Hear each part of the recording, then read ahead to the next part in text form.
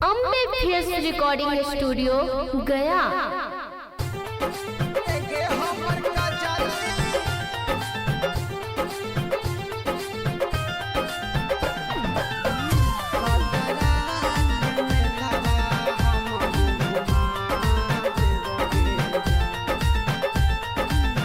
लागल हऊ दशहरा के मेलावा, चलना घूमे साथे अकेलावा।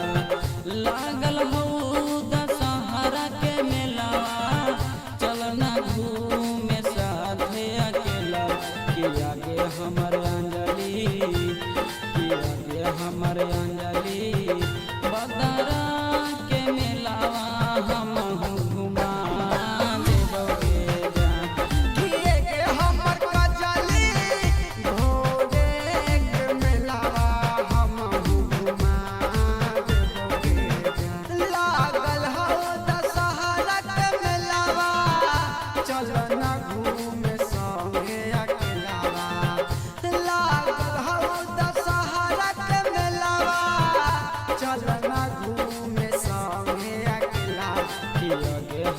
अंजलि, कि आगे हमर अंजलि, बेमा के मेलावा हमहू घुमा देबोगे जा।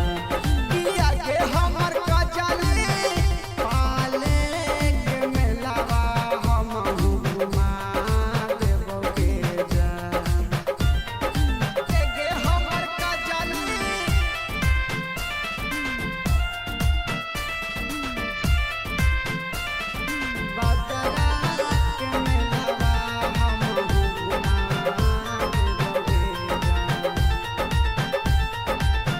मानपुर घुमाइबोगे सोना, फासिल घुमाइबोगे, गाया ले जाई के सोना, दर्शन कराइबोगे।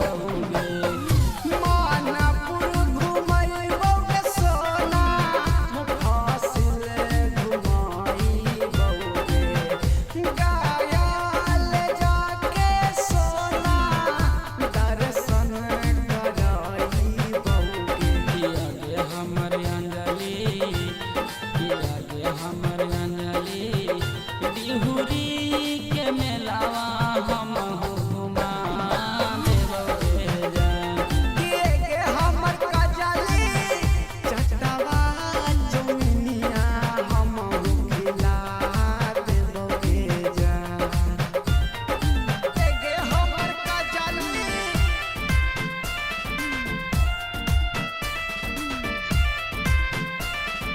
बकरा के मेलावा हमहू घुमा देबोगे जा।